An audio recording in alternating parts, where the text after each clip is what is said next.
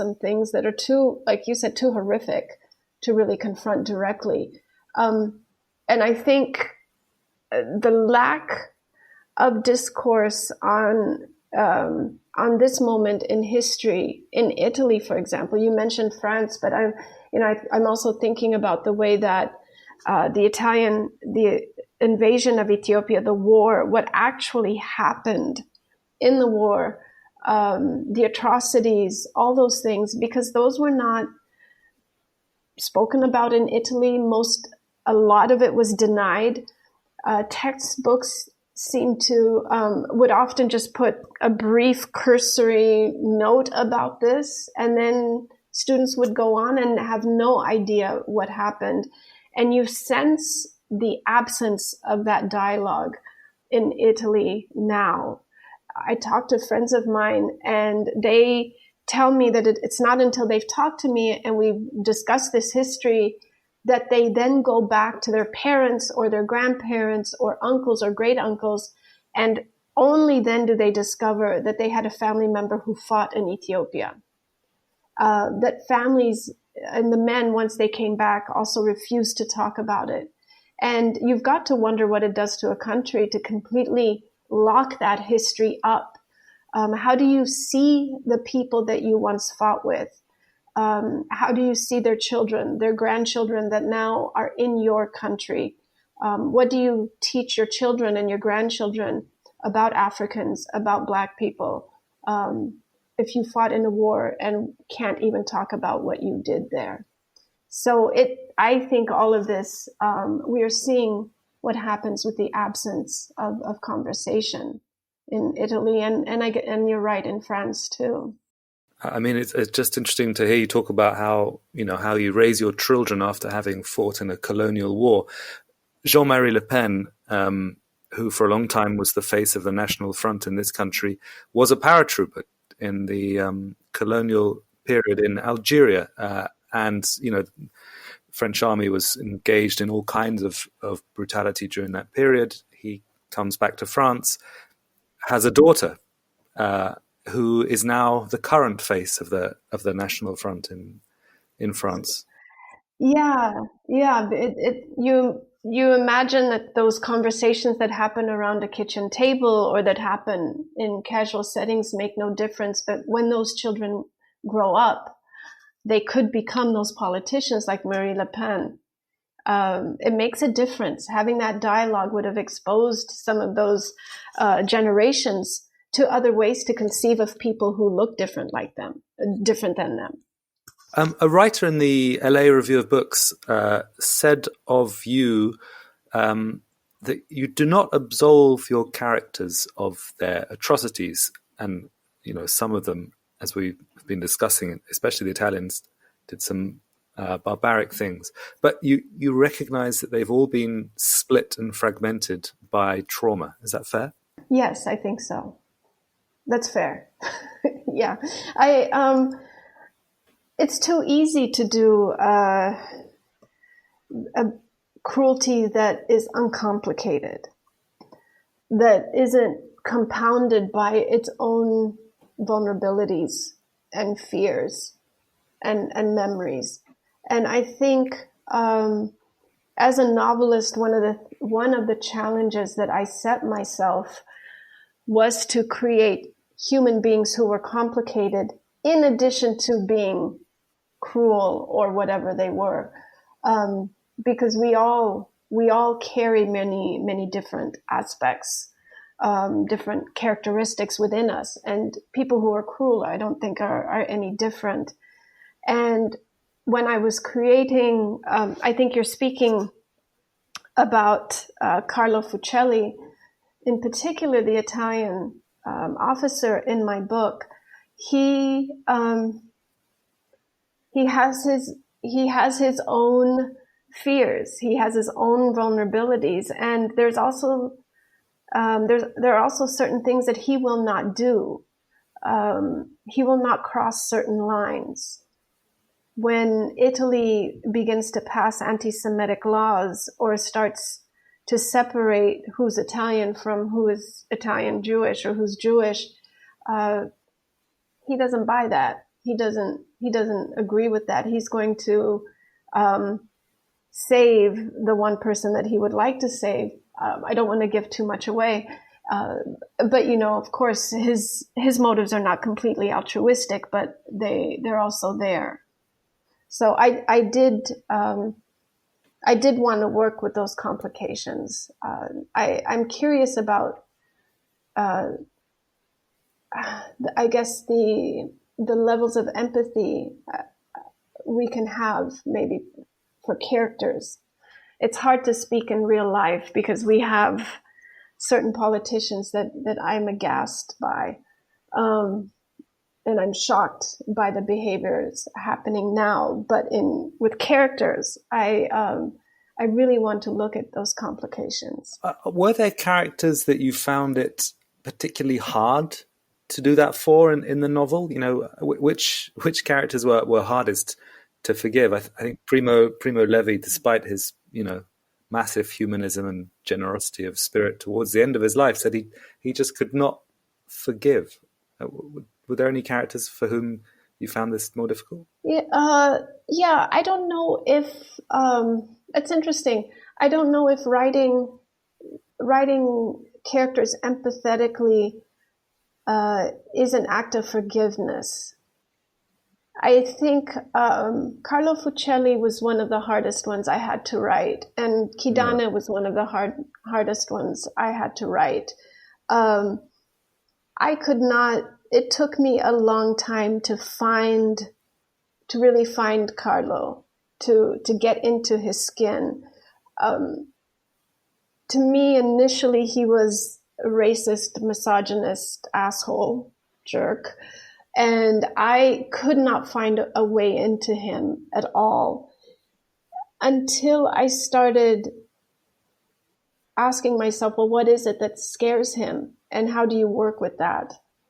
What is his vulnerabilities? Because we all have them.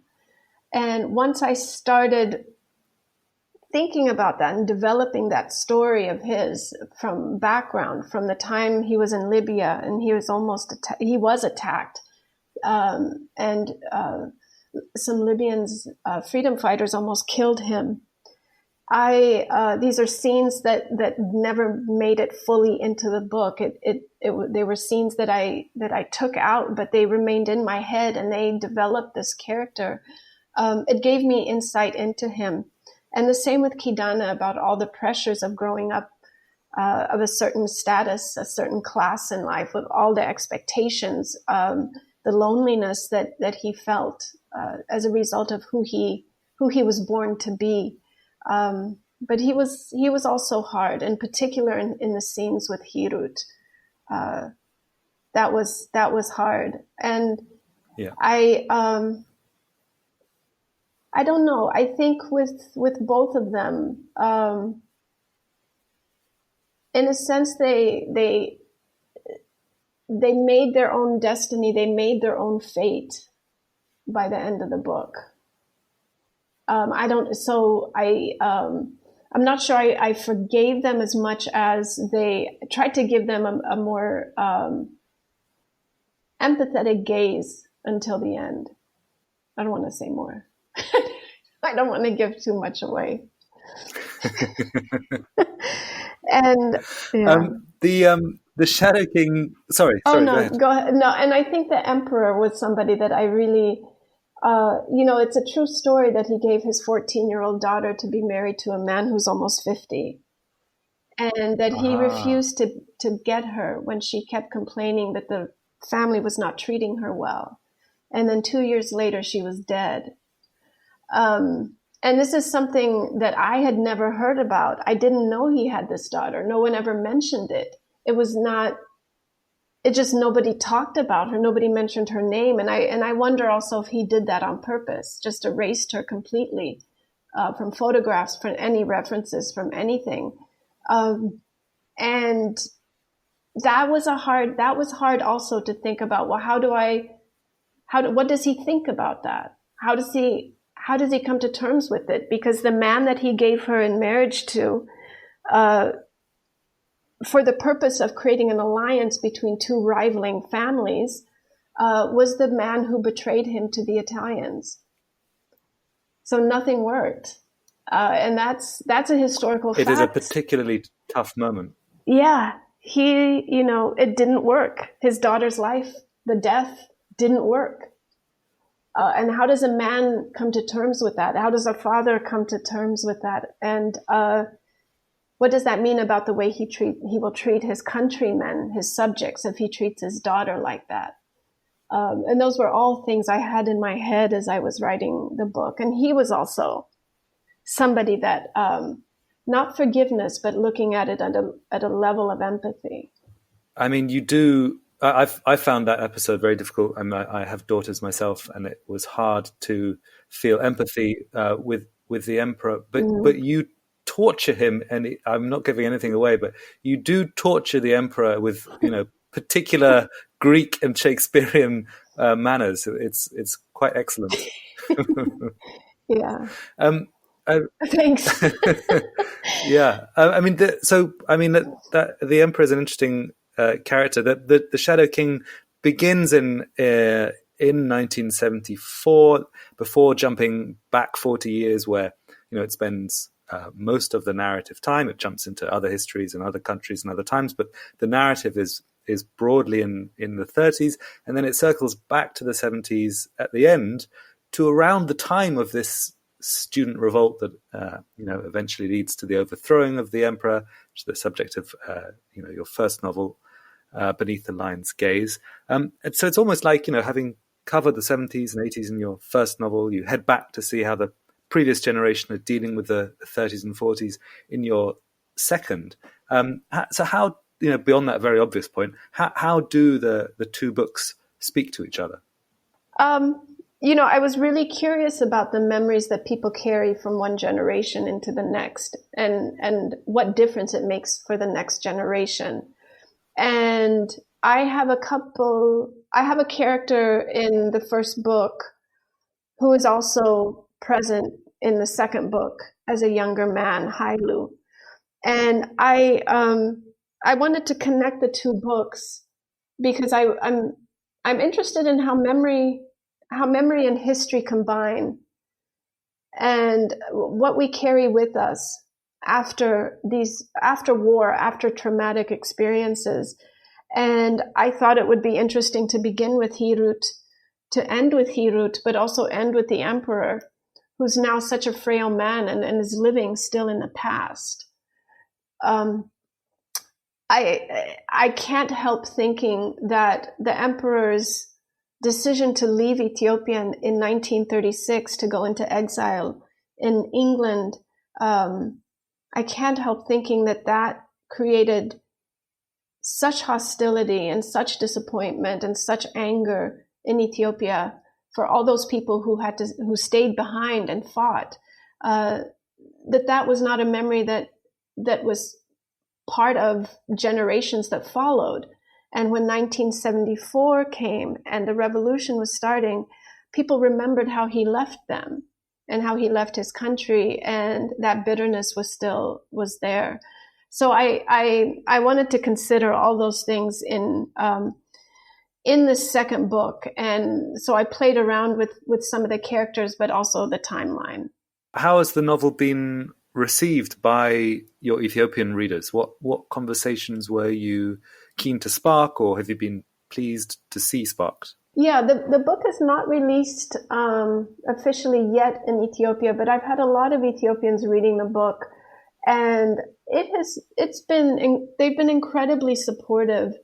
And I have been really gratified and really wonderfully surprised to get emails from different people telling me that as a result of reading the book or hearing about the book, they have gone back to their families to ask about who was involved in the war. Was there a grandmother, great-grandmother? Was there an aunt? Who was involved? And I've gotten several emails from people who said they've discovered female members of their family who fought in the war, and they had no idea until now. And that has been really wonderful to hear. So it's sparked those kinds of conversations, as well as creating more